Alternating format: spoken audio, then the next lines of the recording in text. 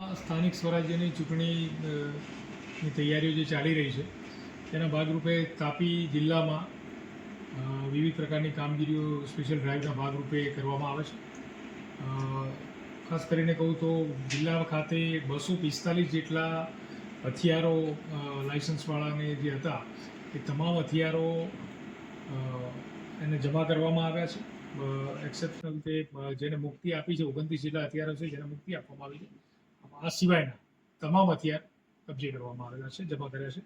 આ ઉપરાંત જિલ્લા ખાતે જે નાસ્તા ફરતા આરોપીઓ છે એની પણ એક સ્પેશિયલ ડ્રાઈવ આપવામાં આવે છે. તો ઇલેક્શન જાહેર થઈ અત્યાર સુધીમાં 5 જેટલા આરોપીઓ નાસ્તા ફરતા હતા એમને અટક કરવામાં આવ્યા છે. એમાંના એક આરોપી છેલ્લા 25 વર્ષથી નાસ્તા ફરતા હતા અને આ ઉપરાંત અન્ય એક આરોપી રિસન્ટલી જે પકડે છે એ 12 વર્ષથી વોન્ટેડ હતો તેવા આરોપીને પકડવામાં આવ્યા છે. આ ઉપરાંત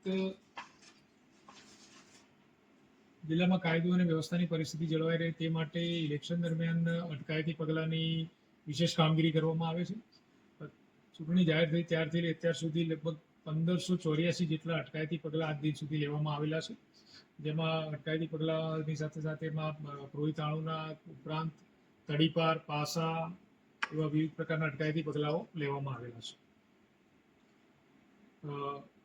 પ્રોહિબિશનને લગતી પણ કામગીરી વિશેષ પ્રકારે કરવામાં આવે છે. જેમાં અત્યાર સુધી 216 જેટલા પ્રોહિબિશનના કેસો કરવામાં આવે છે.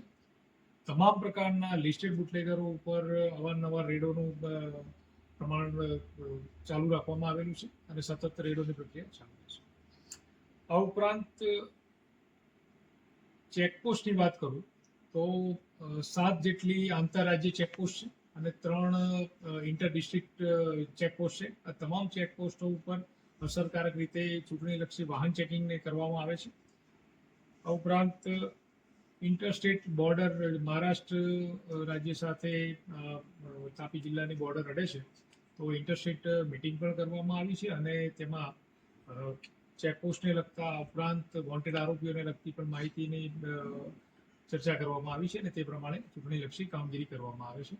આમ તાપી જિલ્લા ખાતે કાયદો અને વ્યવસ્થાની પરિસ્થિતિ ચૂંટણી દરમિયાન જળવાઈ રહે અને શાંતિપૂર્વક રીતે ઇલેક્શન થાય તે માટેના પૂરતા પ્રયાસો કરવામાં આવે છે. સંવેદનશીલ અને અતિસંવેદનશીલ વિસ્તાર કેટલા છે અને તેના માટે શું કાર્યવાહી કરવામાં આવી છે? એ સંવેદનશીલ અતિસંવેદનશીલમાં અમે ઘણા બધા આઈડેન્ટિફાઈ કરી લીધેલા છે, પણ આ ઉપરાંત આખરી ઉમેદવાર યાદી જ્યારે ફાઇનલ થઈ જશે પછી ઉમેદવારોના કારણે પણ એમાં ફેરફારો આવતા હોય છે. એ એકાદ દિવસમાં ઓલમોસ્ટ ફાઇનલ થઈ જશે.